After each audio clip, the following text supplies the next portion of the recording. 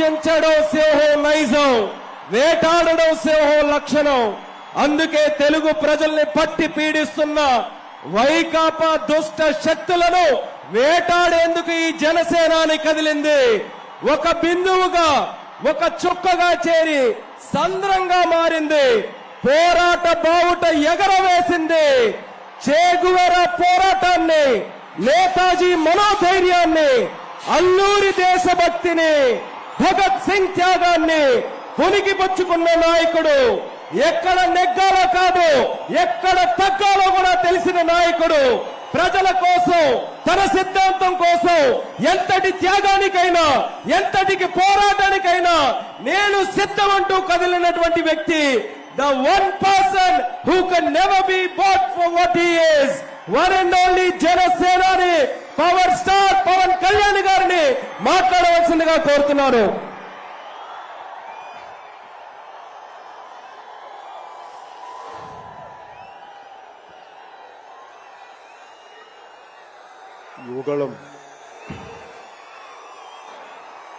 యువగళం సభకి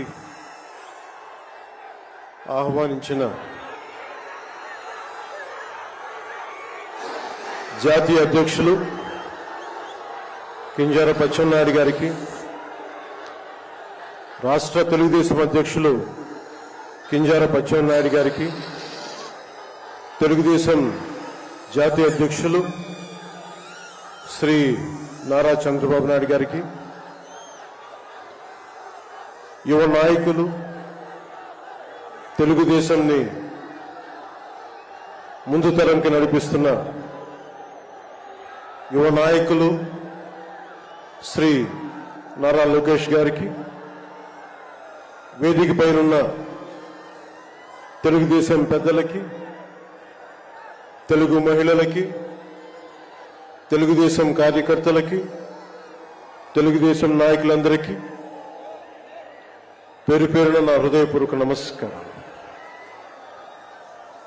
ఈ వేదిక పైన ఉన్న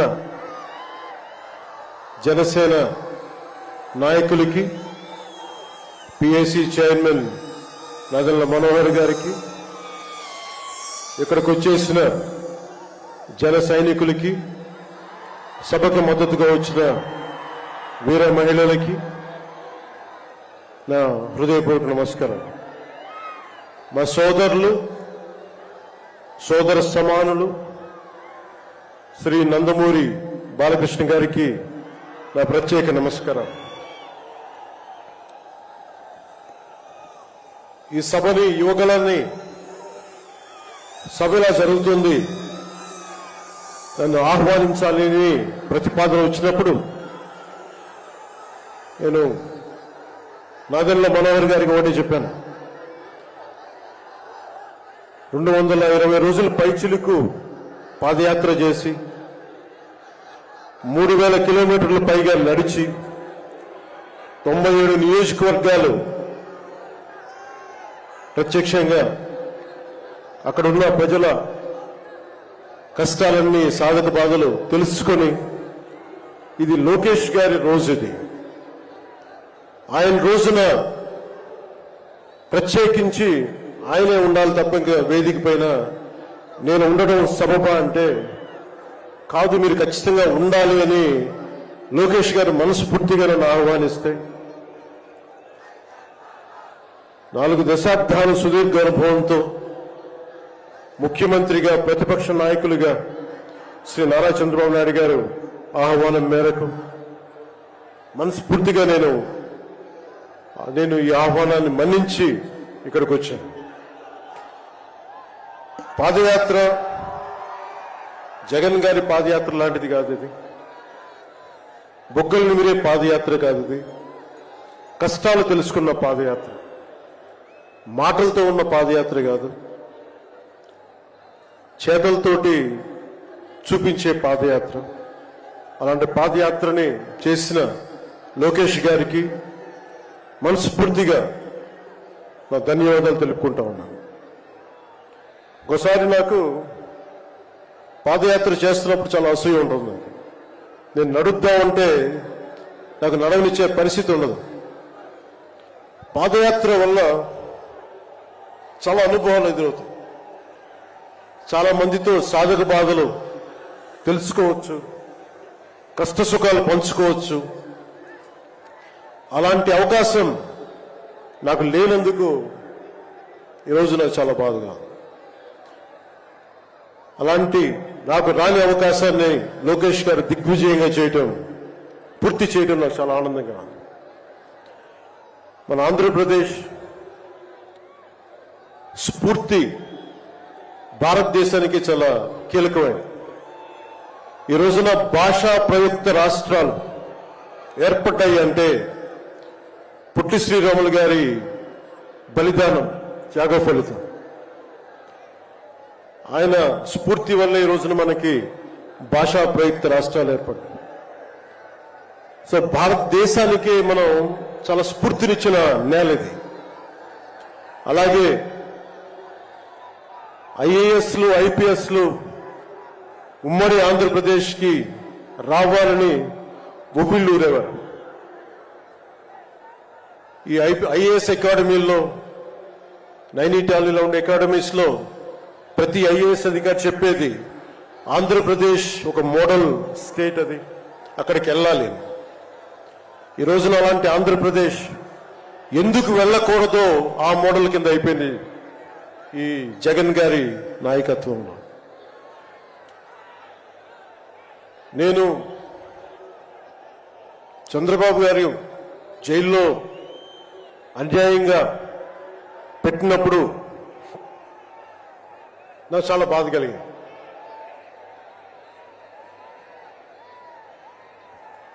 కష్టాలు చూసిన వాడిని, కష్టాలు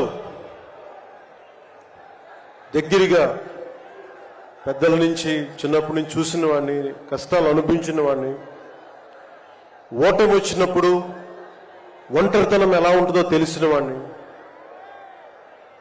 ముఖ్యంగా శ్రీ నారా చంద్రబాబు నాయుడు గారి కుటుంబ సభ్యులు వేదన అర్థం చేసుకున్నవాడిని, శ్రీమతి భువనేశ్వరి గారి బాధని దూరం నుంచే అర్థం చేసుకున్నవాడిని. నేను ఏం ఆశించి మద్దతు ఇవ్వలేదు. మనిషి కష్టాల్లో ఉన్నప్పుడు నా వంతు సాయంగా ఉండాలి అని చెప్పి బయటికి వచ్చి రాజమండ్రి జైలు వారిని మాట్లాడి ఇన్ని దశాబ్దాలు సుదీర్ఘ రాజకీయ అనుభవంతో జాతీయ స్థాయిలో ఎన్డీఏ లాంటి దీనికి పక్షానికి చాలా కీలకమైన బాధ్యతలు వహించిన వ్యక్తి ఆయన్ని జైల్లోకి అన్యాయంగా పెట్టడం చాలా చాలా బాధ కలిగించింది.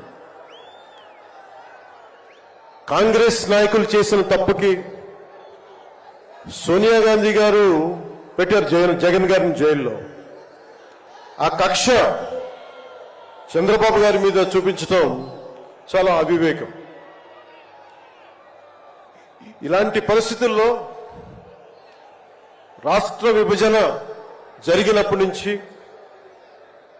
2014 నుంచి విభజన జరిగినప్పటి నుంచి ఈ రోజున హైదరాబాద్ రాజధాని ఆంధ్రప్రదేశ్కి, తెలంగాణకి ఉమ్మడిగా అభివృద్ధి చేసిన రాజధాని. మనకి రాజధాని లేకుండా విభజన జరిగి, సరైన పంపకాలు లేకుండా విభజన జరిగి, ఇలాంటి కష్ట సమయంలో నేను ఆ రోజున తెలుగుదేశం పార్టీ, భారతీయ జనతా పార్టీకి సంయుక్తంగా నేను పోటీని విరమించుకొని మరీ మద్దతు ఇచ్చాను. దానికి కారణం కూడా ఒక దశాబ్దం పాటు ఒక పార్టీని నడపాలి అంటే చాలా బలమైన అనుభవం ఉండాలి. కూర్చొని అనుభవంతో భవిష్యత్తులో పార్టీ చాలా అవసరం అని చెప్పి నేను ఒక దశాబ్ద కాలం పాటు ప్రత్యక్ష రాజకీయాల్లో ఉందాం అని ఆలోచించి ఆ రోజున తెలుగుదేశం పార్టీకి మద్దతు తెలిపాం. ప్రభుత్వం వచ్చింది ఆ రోజున. దురదృష్టవశాత్తు చిన్న అభిప్రాయ భేదాలు కావచ్చు, కమ్యూనికేషన్ గ్యాప్ వల్ల కావచ్చు, 2019లో అది ముందుకు తీసుకెళ్ళలేకపోయారు. ఆ తీసుకెళ్ళలేని లోటు, దాని తాలూకు రియాక్షన్ వైఎస్ జగన్ ప్రభుత్వం వచ్చేసింది. నేను ఏ రోజున కూడా ఒక దశాబ్దం కాలం పాటు చాలా సుదీర్ఘమైన అనుభోగిలో రాజకీయాలకు ఈ ఆంధ్రప్రదేశ్కి కావాలి, నా వంతు కృషి నేను మద్దతు ఇద్దామని ఆ ప్రయత్నంలో మనం మిస్ అయ్యాం. దాన్ని ఈ 2024 మనం ప్రభుత్వాన్ని స్థాపిస్తున్నాం, మార్పు తీసుకొస్తున్నాం, జగన్ని ఇంటికి పంపించేస్తున్నాం. నేను వింటుంది 25 మంది ఎమ్మెల్యేలని మార్చారు, ఇంకొక 80 మంది, మొత్తానికి కలిపి 80 మంది ఎమ్మెల్యేలు మారుస్తున్నారని నేను వింటా ఉన్నాను. మార్చాల్సింది ఎమ్మెల్యేలు కాదు, ఈ రాష్ట్ర ముఖ్యమంత్రి జగన్. నాకు జగన్ మీద వ్యక్తిగతంగా నాకు అసలు కోపం లేదు. నిజంగా ఒక బలమైన ఆధిక్యతతోటి ముఖ్యమంత్రి అయ్యి ప్రభుత్వాన్ని సమర్థవంతంగా నడిపి ప్రజలకి మేలు చేయాల్సిన వ్యక్తి కూల్చివేతలతో మొదలుపెట్టాడు. ప్రత్యర్థుల్ని ఇబ్బంది పెట్టే విధంగా, ప్రతి ఒక్కరిని ఎదురు తిరిగితే ఏంటని ప్రశ్నిస్తే వారిని కేసులు బనాయించి ఇబ్బంది పెట్టే పరిస్థితుల్లో ఈ ముఖ్యమంత్రి ఉంటే నేను ఇలాంటి ప్రభుత్వం ఉంటుందని నేను ఊహించలేదు. ఆయన స్వయంగా ప్రమాణ స్వీకారానికి నన్ను ఆహ్వానించినప్పుడు వారికి ఒకటే తెలియజేశాను, మీరు చాలా సమర్థవంతంగా పరిపాలించండి, ప్రజలకి మేలైన ప్రభుత్వం ఇవ్వండి, మేము ఒక పార్టీగా ప్రజల పక్షాన్ని వహించి సద్విమర్శ చేస్తాం అని అంటే చెప్పి ఆయనకి నా శుభాకాంక్షలు తెలియజేశాను. కానీ దురదృష్టవశాత్తు ఈ వ్యక్తికి కక్ష సాధింపు వ్యక్తి, ఎవరు ఒక మాట అనకూడదు, ప్రజాస్వామ్యం అనే ఒక పదానికి విలువ తెలియదు, ఏదైనా మాట్లాడితే దాడులు చేయించడం, చాలా నీచంగా తిట్టించడం, ఇన్ని దశాబ్దాల ఆంధ్రప్రదేశ్ రాజకీయ చరిత్రలో ఏ ఒక్క నాయకులు కూడా వైఎస్ రాజశేఖర రెడ్డి గారితో కలిపి కూడా ఏ ఒక్కరు కూడా ఇంటిలో బయటికి రాని ఆడపడుచుల్ని, తల్లుల్ని ఒక్క మాట లేదు. ఎవరు కూడా నాయకుల్ని తిట్టారు, విమర్శలు చేశారు, దిగజారుడిగా మాట్లాడి ఉండొచ్చేమో, కానీ ఇంటిలో బయటికి రాని ఆడపడుచుల్ని, ఇంటి పట్టునే ఉండి బయటికి రాని తల్లుల్ని చాలా నీచంగా విమర్శించే ఈ సంస్కృతి జగన్ నాయకత్వంలో ఈ వైసీపీ ప్రారంభించింది. ఎంతమంది కన్నీళ్లు పెట్టుకున్నారు, ఎంతమంది స్త్రీలు బాధపడ్డారు. ఒకటే అనిపిస్తుంది, వ్యక్తికి అడగాలనిపించినప్పుడు ఇంట్లో ఉన్న తల్లికి చెల్లికే విలువ ఇవ్వలేవాడు మన ఇంట్లో ఉన్న ఆడపడుచులకి ఏం గౌరవిస్తాడు? ఇంట్లో తల్లికి చెల్లికి విలువ ఇవ్వలేవాడు 30,000 మంది ఆడపిల్లలు అదృశ్యం అయిపోతే ఏం పట్టించుకుంటాడు? మొన్న 22 ఒక సంవత్సరంలోనే ఎన్సీఆర్బీ డేటాలో దాదాపు 10,000 మంది ఆడపిల్లలు అదృశ్యం అయిపోయారు ఒక సంవత్సరంలోనే. నేను మాట్లాడుతున్నప్పుడు డేటాతోటే మాట్లాడతాను. 2.5 సంవత్సరాల క్రితం వైసీపీ వాలంటీర్ వ్యవస్థలోని కొంతమంది ఒంటరి మహిళల మీద, ఆడపడుచుల మీద డేటా సేకరిస్తున్నారు. దీని మీద మీరు మాట్లాడండి అని చెప్పి చాలా మంది పెద్ద స్థాయి వ్యక్తులు నాతో మాట్లాడినప్పుడు దాదాపు ఇన్ని వేల మంది, 30,000 మంది పైచులకు ఆడవాళ్ళు అదృశ్యమైపోయారు, మీరు మాట్లాడండి అని చెప్పినప్పుడు నేను నమ్మలేదు. కానీ డేటా తెప్పించుకొని చూస్తే నేను గళమెత్తినప్పుడు వైసీపీ వాలంటీర్ వ్యవస్థ మీద ఆ రోజున ప్రత్యేకించి చెప్పాను. యువతకి ఉద్యోగాలు వస్తే చాలా ఆనందించేవాడిని. కానీ కొద్దిమంది వాలంటీర్స్ చేసే ఈ విధానాల వల్ల ఒంటరి మహిళలు, ఒంటరి ఆడవాళ్లు, భర్త లేని వారు చాలా అన్యాయాలకు గురవుతూ ఉంటే అన్నింటికి తెగించి నేను ఎప్పుడు గొంతెత్తినా ఓట్లని బేస్ చేసుకొని మాట్లాడను, మార్పుని బేస్ చేసుకొని మాట్లాడతాను, మార్పుని ఆధారం చేసుకొని మాట్లాడతాను. వారాహి యాత్రలో ఆ రోజు ప్రారంభిస్తే నా మీద విపరీతమైన దాడులు జరిగినాయి, విపరీతమైన విమర్శలు, కువిమర్శలు అన్నిటినీ భరించాం. చివరికి విశాఖపట్నంలో కూడా నేను ఎయిర్పోర్ట్ నుంచి మనకి పార్టీ కార్యక్రమాలకు వస్తూ ఉంటే పోలీసుల చేత నన్ను రానివ్వకుండా చేసి, ప్రజలు నమస్కారం చేస్తుంటే ప్రతి నమస్కారం చేయడానికి కూడా ఒక ఉన్నత స్థాయి అధికారి చాలా నీచంగా మాట్లాడి కూర్చోమని చెప్పే స్థాయికి వెళ్ళిపోయింది ప్రభుత్వం. పొరపాటు ఆయన పక్కనే స్టాండింగ్ ఇన్స్ట్రక్షన్స్ వస్తూ ఉన్నాయి అధికారికి. పొరపాటున ఆయనకి స్పీకర్ ఫోన్ నొక్కుకుపోయింది అధికారులు మాట్లాడుతూ ఉంటే. మనందరికీ తెలిసిన మాట్లాడితే అన్నిటికీ అన్ని శాఖలకి మంత్రి అయిన ఒక పెద్ద మనిషి ఆయన గొంతు వినిపిస్తా ఉంది. ముందుకు వెళ్ళనివ్వకండి, కూర్చోబెట్టండి, ఇవన్నీ మాట్లాడుతూ ఉన్నారు ఆయన. నాలాంటి వాడికే ఇలాంటి ఇబ్బందులు వస్తే సగటు మనిషికి ఎలా ఉంటుందో మీరు ఆలోచించండి. సుదీర్ఘమైన అనుభవం ఉన్న శ్రీ చంద్రబాబు గారికే ఇలాంటి పరిస్థితులు వచ్చినప్పుడు సగటు మనిషికి ఎలా ఉంటుంది? చాలా అనుభవజ్ఞులైన ఒక్కొక్క సీనియర్ నాయకులకే ఇలాంటి పరిస్థితులు ఉంటే రేపొద్దున భవిష్యత్తులో ఇంకొక మారు వైసీపీ ప్రభుత్వం వస్తే ఎవ్వరూ ఇళ్లలో ఉండలేరు, ఆంధ్రప్రదేశ్లో ఉండలేరు, పెట్టుబడులు రావు. ఇవన్నీ మారాలి. నేను 2021లో ఇప్పటం సభలో వైసీపీ వ్యతిరేక ఓటు చీలనివ్వను. దానికి నాకేదో అద్భుతాలు జరుగుతాయని కాదు, కానీ నిజంగా యువత భవిష్యత్తును దృష్టిలో పెట్టుకొని, మహిళల భద్రతను దృష్టిలో పెట్టుకొని, మనకి వ్యాపారస్తుల పెట్టుబడులను దృష్టిలో పెట్టుకొని, సంక్షేమాన్ని దృష్టిలో పెట్టుకొని ఈ వైసీపీ ప్రభుత్వం మారాలి.